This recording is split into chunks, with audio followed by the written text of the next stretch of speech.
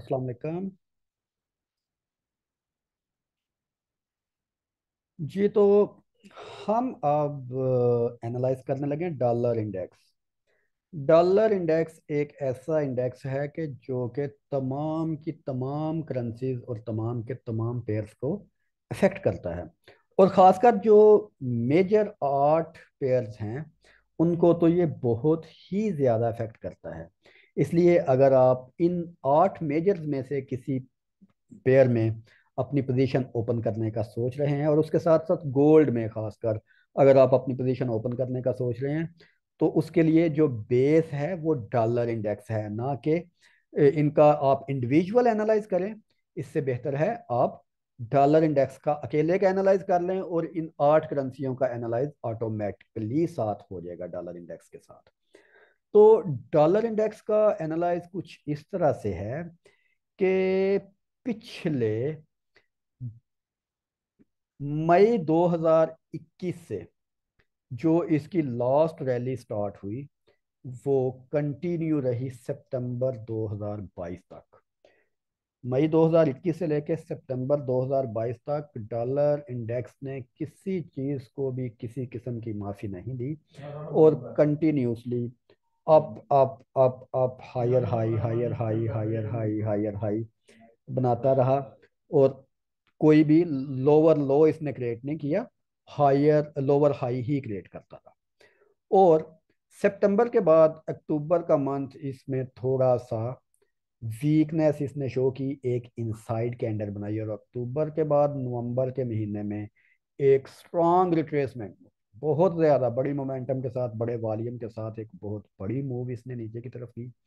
और इस इन मूव्स का जो मंथली टाइम फ्रेम के अकॉर्डिंग जो इम्पोर्टेंट एरिया था वो 101 लेवल था इसका, यानी कि 101 लेवल तक की रिट्रेसमेंट ये दे सकता था according to our order block and in balance areas.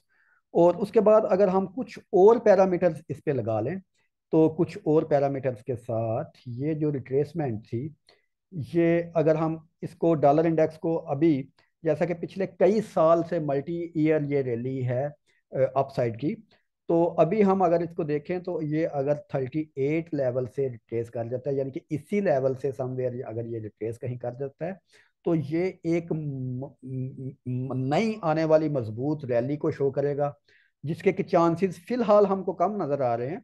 लेकिन अगर मार्केट टेक्निकली अप ट्रेंड में है तो जाहिर सी बात है चांसेस कम हैं आ, हाल की घड़ी, लेकिन ओवरऑल चांसेस हैं तो सही ना। तो ये है ओवरव्यू मंथली टाइम फ्रेम पे। मंथली के बाद अगर हम वीकली में डॉलर इंडेक्स को देखें तो वीकली टाइम फ्रेम में डॉलर इंडेक्स अपने जो एक्सट्रीम डीप लेवल थे जहां पर वीकली टाइम फ्रेम के अकॉर्डिंग डॉलर इंडेक्स अपनी जहां तक रिट्रेसमेंट कर सकता था वो कर चुका है। ये लास्ट वीकली ऑर्डर ब्लॉक था हमारे पास।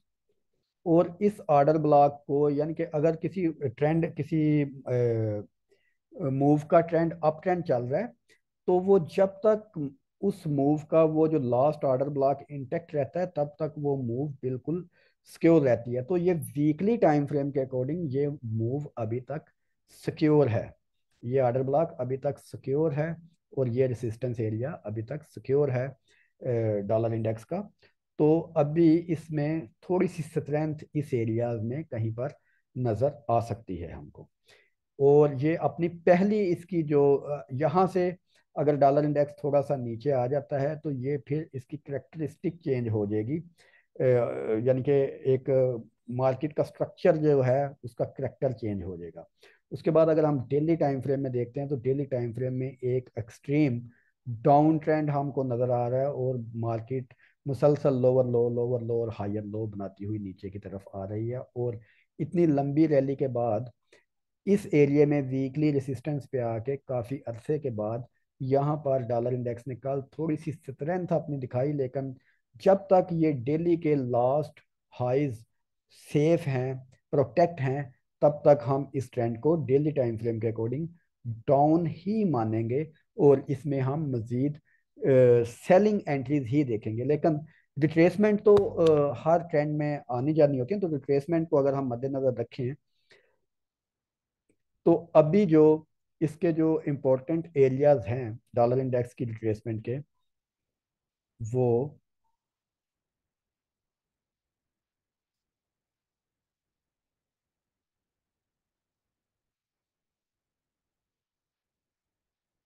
ये वाला ऑर्डर ब्लॉक, और इस ऑर्डर ब्लॉक के बाद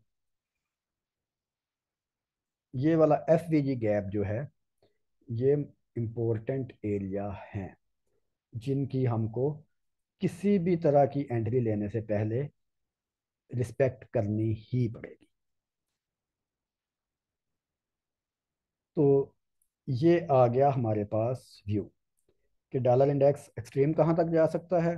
और अगर यहाँ से डॉलर इंडेक्स ऊपर चला जाता है 106 107.165 के लेवल से ऊपर चले जाता है, तो फिर ये ट्रेंड का करेक्टर चेंज हो जाएगा, फिर डॉलर शायद अपनी प्रीवियस स्ट्रेंथ को बहाल कर ले और ऊपर की तरफ अपनी मूव कंटिन्यू कर ले। लेकिन अभी के अभी हम देखें तो डॉलर डाउन साइड में पूरे तरीके के साथ उसकी जो डाउन ट्रेंड है वो इंटैक्ट है। और काफ़ी अरसे के बाद डॉलर ने यहाँ पर आके ये एक इस वीक जो डॉलर की ओपनिंग हुई वो गैप डाउन ओपनिंग थी, और गैप डाउन ओपनिंग के साथ एकदम से हैवी मोमेंटम के साथ इसने तमाम का तमाम वो फिल आउट किया अपना प्रीवियस जो एरिया था, गैप का जो एरिया था वो फिल आउट किया।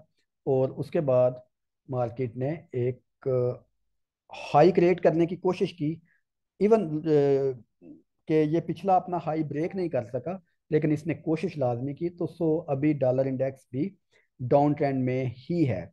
लेकिन डाउन ट्रेंड का इसका जो सपोर्ट एरिया है वो ये वाला एरिया जो मैं आपको दिखा रहा हूँ 104 के लेवल से ऊपर वाला, 104.7 के लेवल से ऊपर वाला एरिया।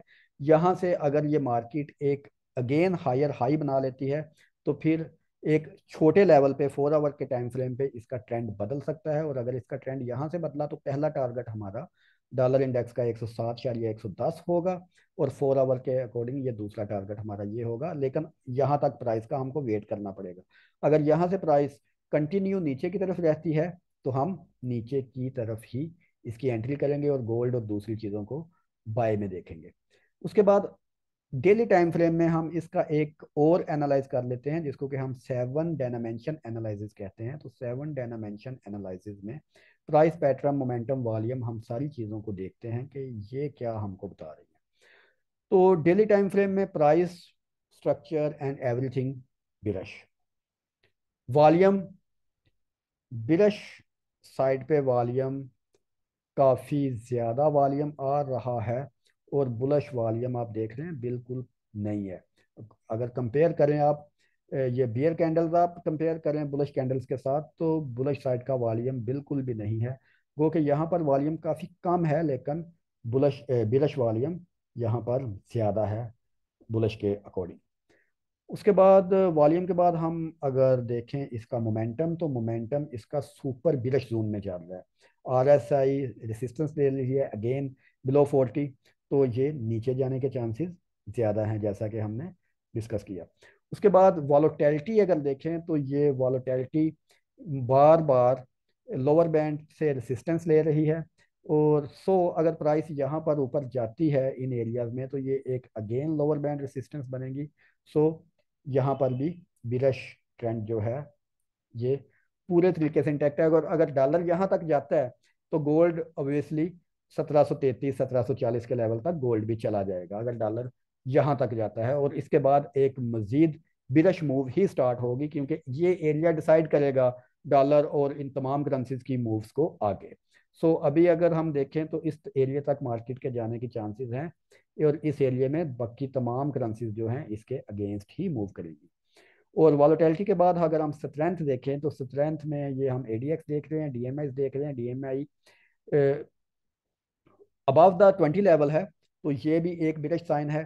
सो अभी तक कुछ भी बदला नहीं, लेकिन सिर्फ इतनी चीज़ हुई है कि एक डीप रिट्रेसमेंट या डीप करेक्शन आ सकती है इन पेयर्स में, लेकिन ट्रेंड जो हैं जैसे हैं वो कंटिन्यू रहेंगे। और ट्रेंड इस वक्त कौन से हैं हमारे टाइम फ्रेम के हिसाब से, हमारे ट्रेडिंग स्टाइल के हिसाब से, हम स्विंग ट्रेडर हैं।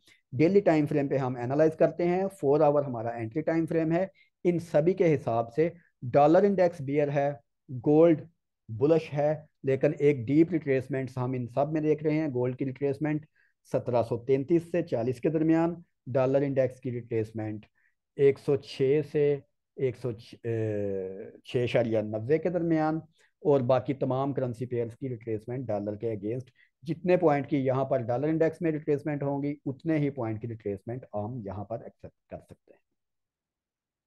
तो अगर इसके रिलेटेड आपको किसी किस्म की क्वेश्चन या मजीद आप डीपली अंडरस्टैंड करना चाहें, सीखना चाहें, समझना चाहें, तो आप मेरे व्हाट्सएप, ट्विटर, लिंक्डइन कहीं पर भी मुझे फॉलो कर सकते हैं, मुझे अप्रोच कर सकते हैं, और हम वन ऑन वन सेशन में इसके मतलब मजीद डीप डिस्कस कर सकते हैं और मैं आपको मजीद एक्सप्लेन कर सकता हूँ।